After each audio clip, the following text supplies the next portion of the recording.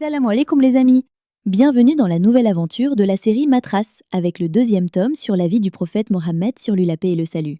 Cet album est un véritable voyage merveilleux, alors prépare ton album et rejoins-nous dans cette formidable aventure. Aujourd'hui nous allons parler des noms du prophète Mohammed, que la paix et le salut soient sur lui. Vous savez, quand une personne porte plusieurs noms, cela montre qu'elle est spéciale et qu'elle possède de nombreuses belles qualités. Eh bien, c'est exactement le cas de notre bien-aimé prophète. Chacun de ces noms nous révèle quelque chose de merveilleux à son sujet. Tous ces noms montrent à quel point notre prophète était extraordinaire. Il était doux, courageux, sincère, généreux et aimé d'Allah. Apprenons ensemble quelques-uns de ses plus beaux noms. Mohammed. Il a été nommé ainsi parce qu'il est loué sur terre et au ciel, grâce à ses qualités parfaites et son noble caractère. Ahmed. Il indique que le prophète est le plus reconnaissant et le plus rempli d'éloges envers Allah, plus que toute autre créature. Al-Amin, l'homme de confiance.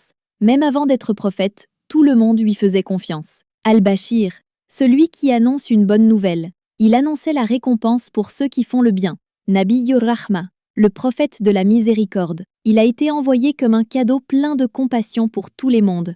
Nabiyyut Tauba, le prophète du repentir. Grâce à lui, Allah a ouvert la porte du pardon aux humains.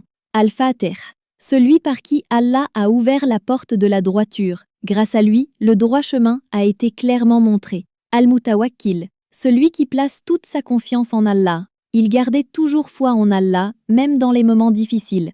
Al-Mahi, celui par qui Allah a effacé la mécréance. Il a apporté la lumière de l'islam dans les cœurs du monde entier. Al-Hashir, il est celui derrière lequel gens seront rassemblés au jour du jugement dernier. Al-Raqib, le dernier des prophètes. Aucun prophète ne viendra après lui. Il est le sceau des prophètes. Al-Mukafi, celui qui clôt la chaîne des messagers. Il est le dernier maillon, le dernier guide choisi par Allah pour l'humanité. Quel honneur pour nous de connaître un prophète avec autant de noms glorieux. Et chacun de ces noms est une lumière, un rappel de ce qu'il faut aimer. Plus on découvre ces noms, plus on l'aime, plus on veut lui ressembler.